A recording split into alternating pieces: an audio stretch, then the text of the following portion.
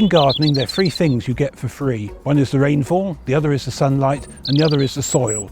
And so by using those things to an optimum, you can save on buying things that are expensive, like fertilisers and plastics and stuff like that. And here are my 5 tips to help you save money and grow a lovely garden.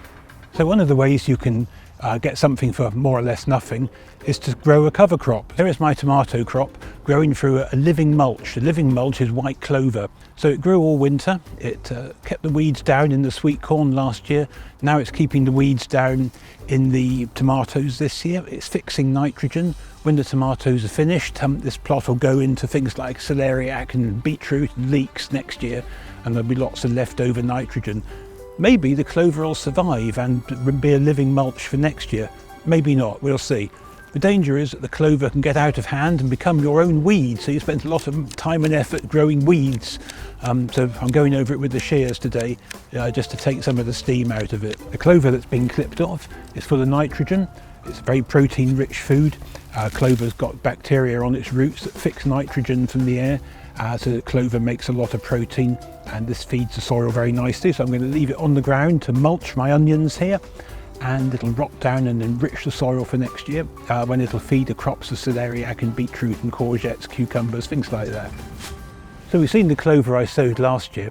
I could sow some more clover this year. In fact, I've got a packet. There it is here. It's not super expensive, but it's not that cheap either. But in the meantime, I'm going to go for a cheaper option, which is bird seed bought from the supermarket. I've put it into a glass jar because the mice love it, and it's mostly wheat and sunflowers, and that will germinate quickly and form a nice cover, and the wheat at least will last into the winter. The sunflowers will be killed by frost, that's fine. They'll rot down and feed the soil. Just to make sure the bird seed was viable, I sowed some in the seed tray, and as you can see, the wheat has come up beautifully. The mice ate all the sunflowers and some of the wheat, and it was attacked by slugs. There's still one slug there doing its naughty deeds, but that's life. It's clear that the seed is viable and it'll be useful to sow as a cover crop. So we cut a little groove in the soil called the drill, and then we just trickle the bird seed thinly along the rows. Then just cover it.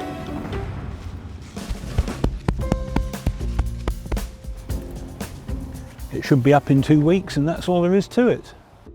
Gardeners spend a lot of money on liquid fertilisers, which come in plastic bottles, and liquid, being watery, is heavy, and that means a lot of diesel is spent carrying it around the country to various garden centres. So on environmental and cost grounds, there's a strong case for making your own fertiliser.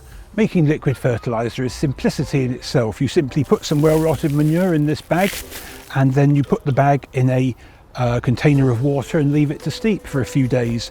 And then you simply draw off the material and water it on your garden. You can mix it in with extra water if you like, which makes it very weak. So I would be inclined to use it neat. It won't be too strong, it won't burn your plants, and it shouldn't smell too bad. So here we are, in it goes, and we'll leave nature to take its course. When you buy a plant and it dies on you, that's a big loss of money. So the important thing is to keep them alive, and one of the most important ways of keeping them alive is plenty of water. So what we're going to do here is puddle them in, which is dig a hole big enough to take the plant, fill it with water 2 or 3 times. When the water's drained and it's nice and muddy in the hole, pop the well-watered plant in, firm the soil around it, and water it again to settle matters, and then hopefully it'll survive. We're thinking about removing the flowers, because plants can produce flowers or they can produce roots, but they can't do both. And we really want roots at this season. So with any luck they'll grow more, and if they don't grow more this year, they will next year.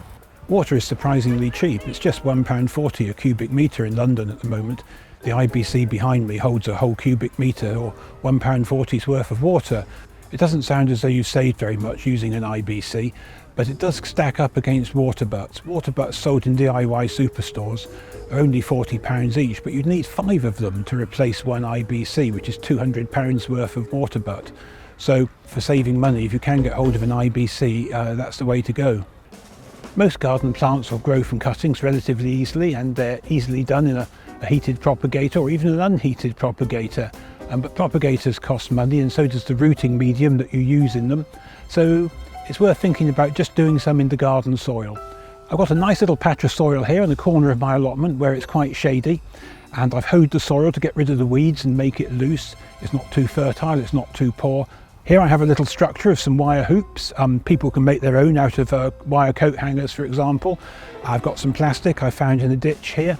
I've been hoping someone would take their rubbish away, but they haven't, so I'm going to have to make use of it. The plastic sheeting will hold the moisture in and hold the heat in, and the cuttings will root underneath that. And if you pop them in the soil in late summer, water them well, cover them with plastic, then they'll root. Some will root within a few weeks, some won't root until next year. And propagators might be a bit more efficient, but this is a lot cheaper. And after all, you're not going to want to plant 100 acres of cuttings, so even if only 1 in 10 takes, you're still ahead. Today we are going to try some cuttings of lavender, privet, snowberry and some red currants. We're just trimming the end of the cutting so as it's relatively neat and untorn with a very sharp knife. And then we are putting them in the soil with the aid of a dibber so the soil doesn't tear the cutting material as it goes in. Take the cut below the node, which is just where the leaves are joined, and that's where there's most hormones ready for the plant to root. There's no need to use hormone rooting powder, which is quite hard to get hold of nowadays.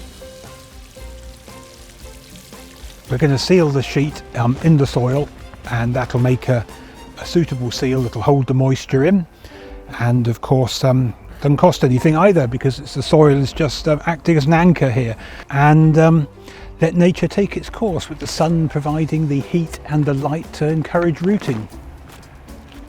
Well, I hope that's helpful. There's so many ways of saving money in the garden.